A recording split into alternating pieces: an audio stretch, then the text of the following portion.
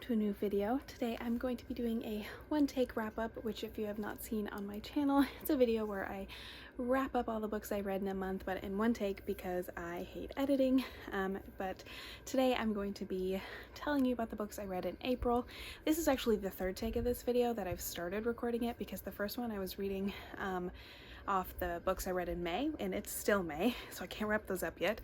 And then in the second one, my the angle of it was wrong and I wasn't in the shots. So I'm doing really great. So third time's the charm. Let's get going. These are the books I read in April. I had kind of a slow reading month. At least it felt like I did.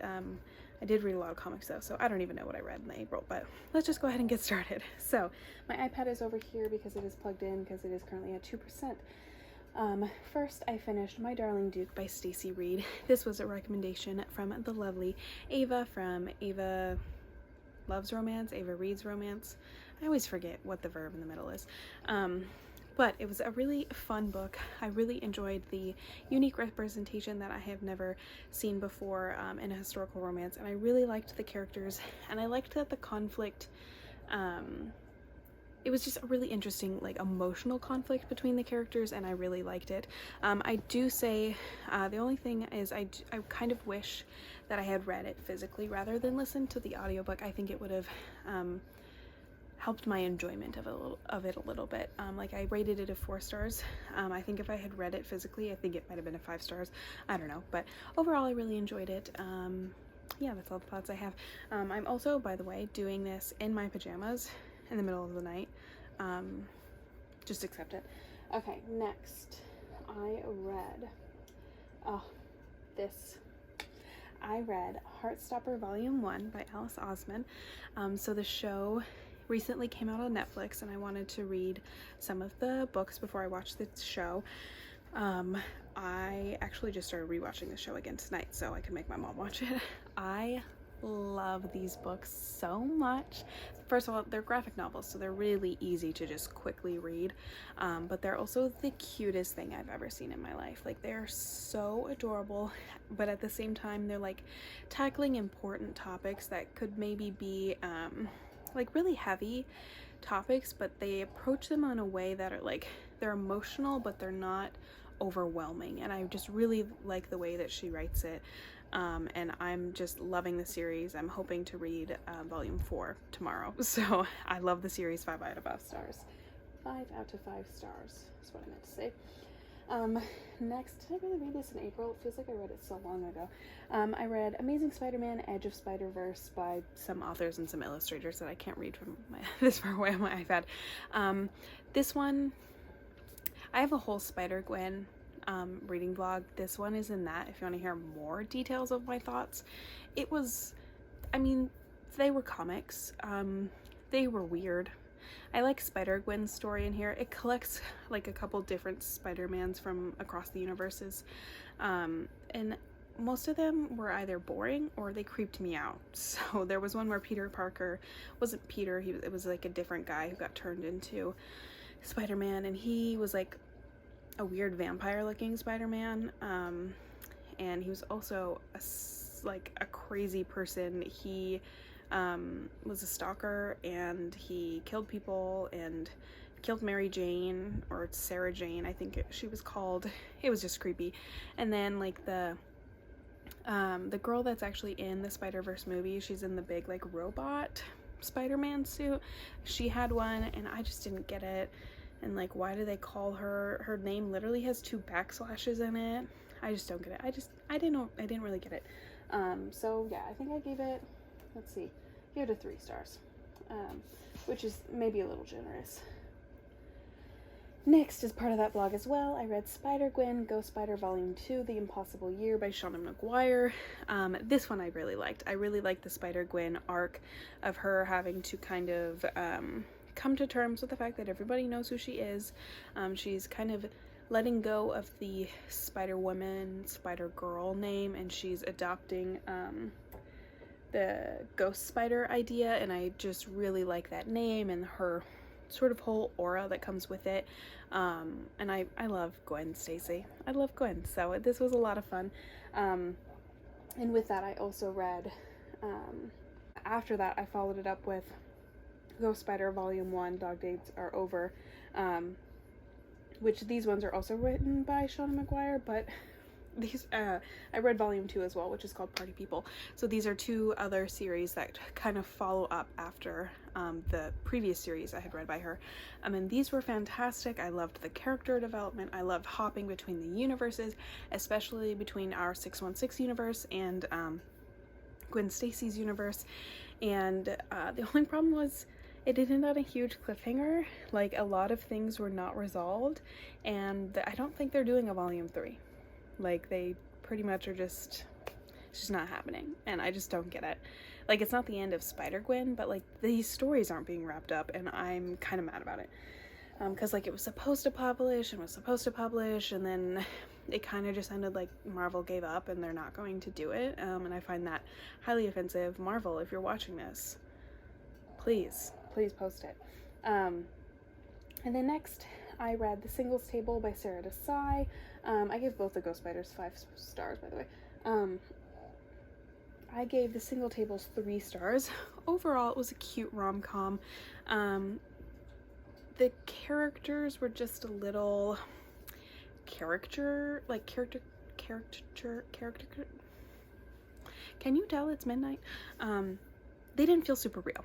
So they were very much like, she's like the fun, loud, like obnoxious, always gets into trouble, like that kind of character, and he was the serious, like stern rule follower.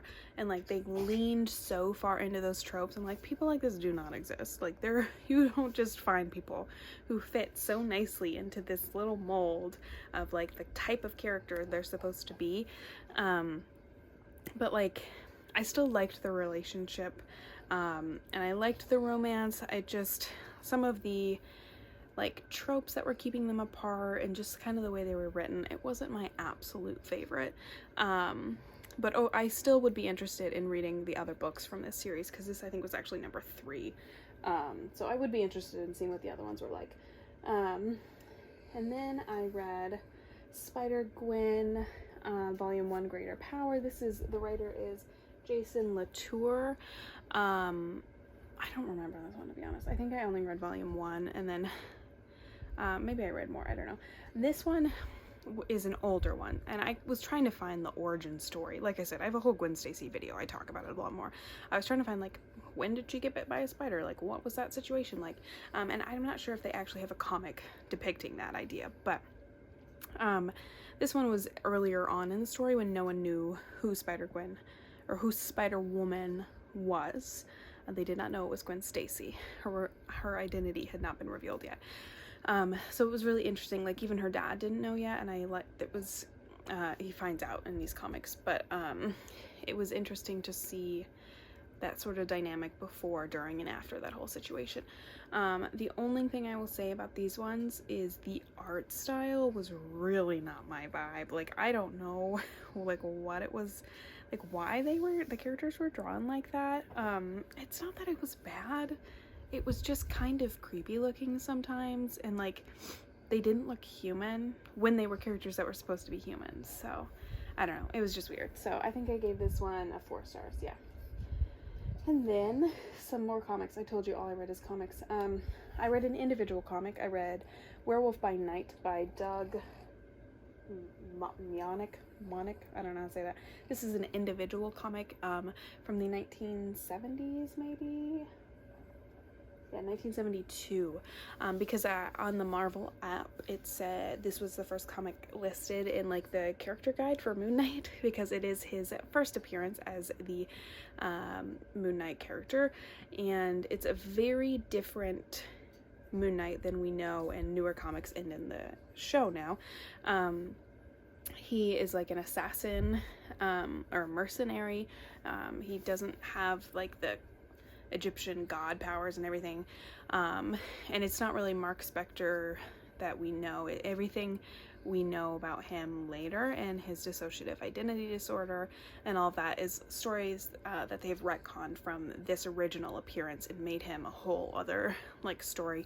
I just read it because it was his first appearance. This comic was weird and didn't really offer anything, but it did helped me learn that they, this Halloween, are doing a Werewolf by Night Halloween special. They've already cast him. Have they filmed it? I don't know. But I'm really, really hoping that means we get a Moon Knight cameo in this, because Werewolf by Night and Moon Knight are so closely intertwined in their histories when it comes to the comic book. So I'm really hoping that means we get some Oscar Isaac Moon Knight and whatever happens in Werewolf by Night. So I don't know what I gave this, like a 3 stars. Yeah, it was weird. I didn't really know what was going on. And then I read a lot more Moon Knight comics, and I won't talk too much about them because I have a whole video going up. So this is going up Sunday. My Moon Knight video should go up, I think, Wednesday. I just have to edit it. So I read the next series that was kind of recommended to read. Well, one of them was Moon Knight by Warren Ellis. It's From the Dead, Dead Will Rise, and In the Night. These were so good, and I'm not gonna say too much about them because I have that video coming out in a couple days after this, but they were so mind-bending, and like I thought these were crazy, but the next series I read was even better. So like I think Moon Knight just might be like one of my characters. I love him, and the way that this writer approached the character in the story was literally like, I've never really watched a horror film, but it felt like a horror film, but like suspense, and it was just so good, and it really showcased each alter really well, and like who they are and like what purpose they serve for him as a whole. Like you see Moon Knight, you see Mr. Knight, you see Mark Spector kind of leading the group, you see how Stephen Grant comes into play, and Stephen Grant's very different in the comics than he is in the show, but and then you see Jake Lockley. Oh my god, there's a scene in this comic series, I don't remember which volume it's in, that like that specific scene is why I was so excited to see if they incorporate Jake into the show or not. No spoilers for Moon Knight here, but like he's just so brutal and terrifying, and I feel like in the comics I've read thus far and in the MCU, we don't really have that sort of brutal character except for Daredevil and Punisher, which I guess is MCU now, but I haven't read any of their comics. They're coming soon. But I just think like the way Jake approaches things, and like he's a action first kind of guy, but he's also so smart. And I don't know, he was just so, the scene was so violent, but it wasn't bloody. It was just, all right, the whole thing had my, on edge of my seat. 5 stars, all of them. And then I read the next Moon Knight comic. Here, I'll actually put these 3 together. So I read Moon Knight by Jeff Lemire, volume 1, 2, and 3. It's Lunatic, Reincarnations, and Birth and Death. Birth and Death I might have finished in May. I don't remember, but I'm just going to talk about them as a whole, and then if I have more thoughts to add in my May wrap up, I will. But these comics, I read them on Marvel Unlimited, and I've already purchased a hard copy bind up of the 3 volumes, because it was so incredible. It was so incredible. The art, and like the art's different for each alter when you're kind of experiencing their experiences in different scenes. Like the art style will change, and the writing was amazing. It was so mind-bending and like a psychological thriller, and these are the comics I think that largely inspired the show, and it was just so good. I literally could talk about it forever, but I have like like I'm telling you, like a 30-40 minute video of this going up next in a couple days. So anyway, next I read Teach Me by Olivia Dade. This was an audiobook I listened to. It was pretty good. I really liked the characters. I haven't often read a romance with sort of older characters like this. The guy was also a single parent. Well, he like co-parented. And then it was a really interesting story, plus size representation, and I loved their relationship and seeing it bloom. The only problem I had was sort of a conflict. I don't know, maybe it's just a difference in my personality versus the main character's personality, but the only thing holding her back was her. Like, she didn't want to get involved because she didn't want to go public because they were both teachers at this school. I'm like, first off, I remember so many teachers like being couples when I was in school. Like that was a fairly normal thing for a couple to work at the same school. And like she just didn't want to commit to the relationship, I guess, and so it just kind of, I didn't like that part of the story. But overall, I like Olivia Dade's writing. This was the first book I had read by her, and I am interested to try some other ones by her. I recently bought Spoiler Alert, so I'm interested to see more about her writing. Then I think that's everything in April. Let me see when I finish this. Yeah, I think that's it. I think that's all I read in April. Let's count and see. My iPad got a whole 6%. Where did I start? So I read 1, 2, 3, 4, 5, 6, 7, 8, 9, 10, 11, 12, 13, 14, 13. Yeah. Because I did not read that one there. So yeah, actually 2 of those Moon Knight comics I read in May. Reincarnations and Birth and Death were both in May. But I talked about them as a whole. Anyway, that was actually a pretty good reading month, but it was all comics, which is still reading, obviously. I just was in quite a bit of a slump when it comes to novels and audiobooks.